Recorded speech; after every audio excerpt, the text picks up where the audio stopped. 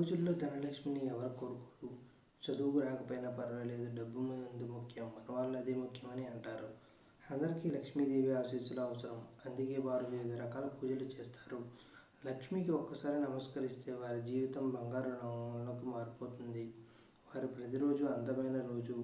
కానీ కొన్నిసార్లు అదృష్టం మరియు సమయం అనుమతించినప్పుడు తాడు తెగిపోవడంలో ఆశ్చర్యం లేదు. చాలామంది రోజంతా కష్టపడి పనిచేసినప్పటికీ రోజు వారిలో చేతిలో ఒక్క రూపాయి కూడా మిగలదనే పరిస్థితిని చూశారు.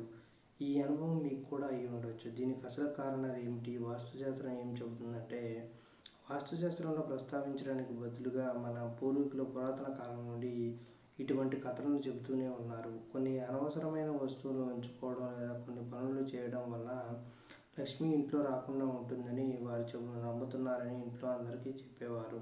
ఈ విషయాలు ఇప్పటికీ చాలా ఇళ్లల్లో బలమైన నమ్మకంగా ఉన్నాయి. నేటికి చాలామంది అలాంటి ఆలోచనలకు కట్టుబడి ఉన్నారు.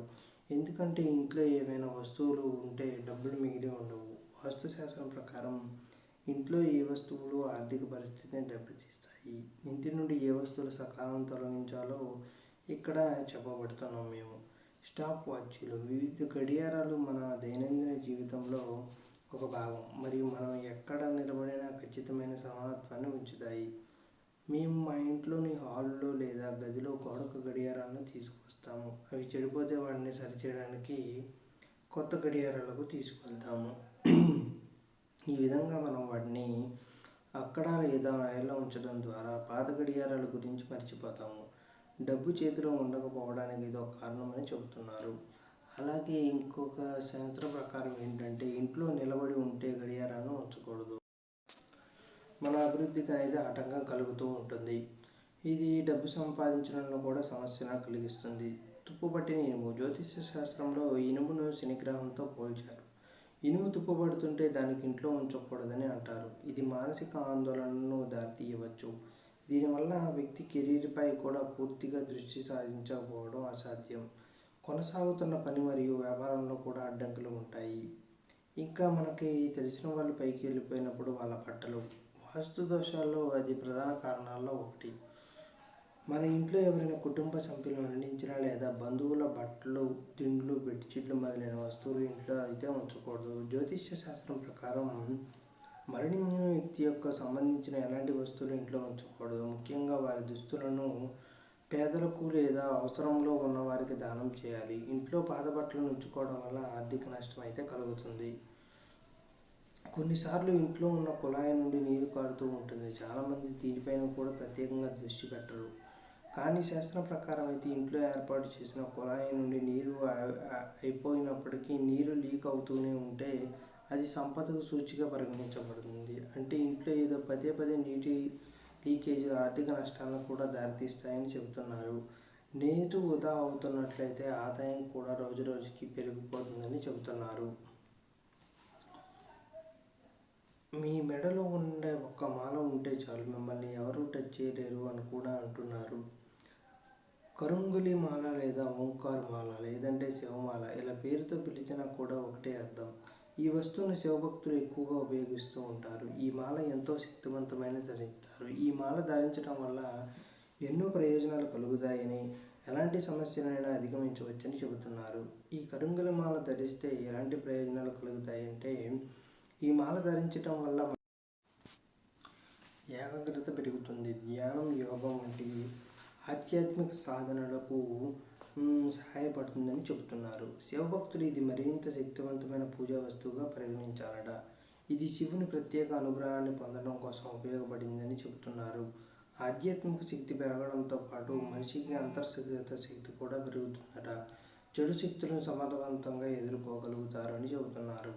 అలాగే చేతబడి లాంటి వ్యక్తులను కూడా ఎదుర్కొనే అవకాశాలు ఉంటాయట. చేసినా మీకు ఎలాంటి నష్టం కలగదట అని చెబుతున్నారు. ఈ కరుంగలి మాల ధరించడం వల్ల రోగనిరోధక శక్తి పెరుగుతుంది, శరీరం ఆరోగ్యంగా ఉంటుందట. ఇది రక్తపోటుని నియంత్రించడానికి, గుండె జబ్బులను నివారించడానికి కూడా ఉపయోగపడుతుందని చెబుతున్నారు. అలాగే వివిధ రకాల వైరల్ ఇన్ఫెక్షన్ ద్వారా బాధపడకుండా ఇది మనల్ని రక్షిస్తుంది.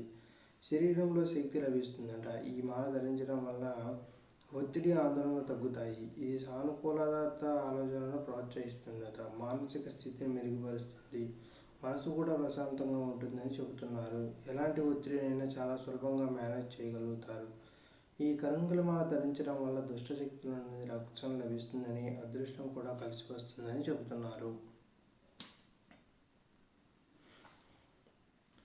కొంతమంది దేవుడికి పూజ చేసేటప్పుడు చెడు ఆలోచనలు వస్తున్నాయని అంటుంటారు. అసలు ఇది మంచిదా కాదా అంటే, దేవుడికి పూజ చేసినప్పుడు మనసు ప్రశాంతంగా ఉంచుకొని దేవుడిపై లగ్నం చేసి పూజ చేయాలని చెబుతూ ఉంటారు. అలాగే మనసులోని ఎలాంటి ఆలోచన రాకుండా ఉండాలని చెబుతుంటారు. కొన్నిసార్లు ఎంత ఆలోచించినా కూడా మైండ్లోకి చెడు ఆలోచనలు వస్తూనే ఉంటాయి. వేరే ఇతర ఆలోచనలు కూడా వస్తూనే ఉంటాయి. గుడికి వెళ్తే బయట విప్పిన శక్తులు ఉన్నాయో లేదో అని ఆలోచించేవారు కొందరైతే ఏదో సినిమా గురించో ఇంకేదో చెడ్డదాని గురించో ఆలోచనలు వస్తుంటాయి. కొందరికైతే ఏకంగా మరి దేవుడి గదిలో ఇలా దేవుడికి పూజ చేస్తున్న సమయంలో దేవుడి గదిలో సందర్శించుకున్న సమయంలో ఇలాంటి ఆలోచనలు వస్తే ఏమవుతుంది? పండితులు ఏమంటున్నారంటే ఇప్పుడు మనం తెలుసుకుందాం. పూజ సమయంలో మనస్సులో మీకు అకస్మాత్తుగా ఏదైనా శృంగార ఆలోచనలు వస్తే మీ మనసు శరీరం రెండు స్వచ్ఛమైనవి కాదు అని అర్థమని చెబుతున్నారు. వాస్తవానికి శృంగార ఆలోచన రావడం తప్పు కాదు. ఈ భావన వివాహ జీవితంలో ఒక అంతర్భాగం. కానీ కామవాంఛ మనసులో బాగా పెరిగిపోయి ఆఖరికి పూజ సమయంలో కూడా రావడం మంచిది కాదని అంటున్నారు. ఇక అది కూడా పరాయి వ్యక్తిపై ఇలాంటి ఆలోచనలు రావడం మరింత తప్పని చెబుతున్నారు.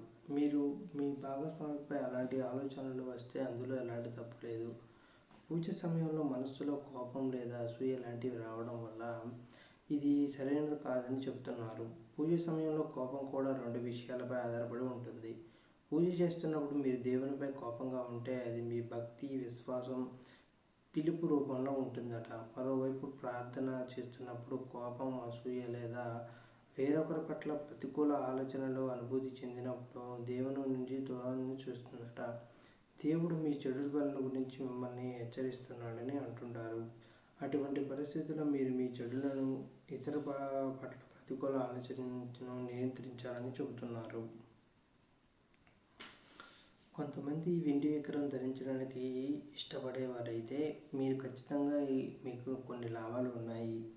వివిధ రత్నాలు, లోహాలతో తయారు చేసిన ఉంగరాలను చేతులకు ధరించే సాంప్రదాయం ఉంది. మీరు చాలామంది వేలకు రకరకాల ఉంగరాలను ధరించడం చూసి ఉంటారు. బంగారు ఉంగరాలు ధరించే వారి సంఖ్య ఎక్కువగా ఉంటుంది. కానీ బంగారంతో పాటు వెండి ఆభరణాన్ని కూడా ఉపయోగిస్తారు. వెండి ఉంగరం ధరించడం వల్ల శారీరక ప్రయోజనాలే కాకుండా